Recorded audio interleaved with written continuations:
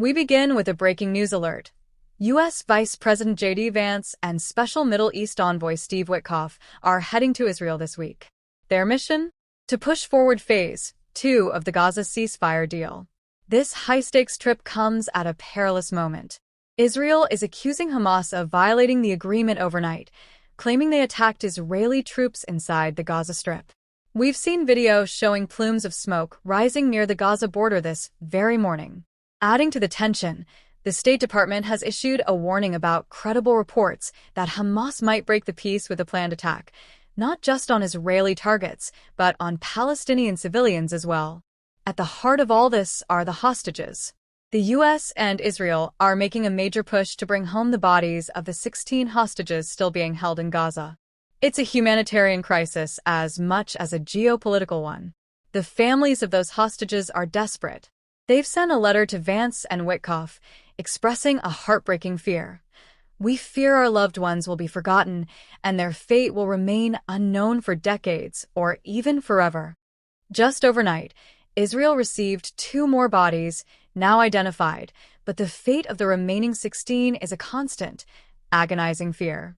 Now, Phase 2 of the peace plan was always going to be the bigger challenge.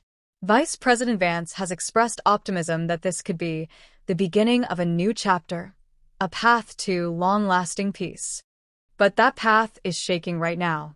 President Trump's administration has long championed this ceasefire, which was achieved largely through what they call maximum pressure on Hamas. The threat was clear.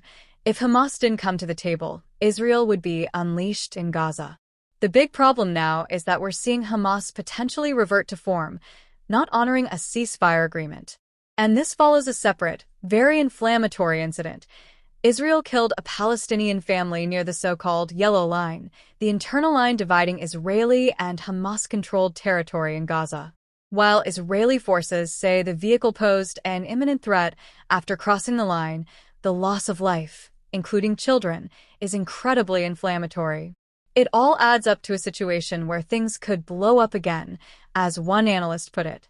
Prime Minister Netanyahu has already instructed the IDF to act forcefully against terror targets in the Gaza Strip in response to the reported Hamas violations. There are also massive concerns over humanitarian aid. While aid is flowing, aid groups have repeatedly cited the major problem of Hamas having a history of stealing or diverting that aid to control the population. This points to a fundamental issue. Hamas is not acting in good faith to represent the Palestinian people's interests. It is a deeply complicated, incredibly fragile situation. The question is,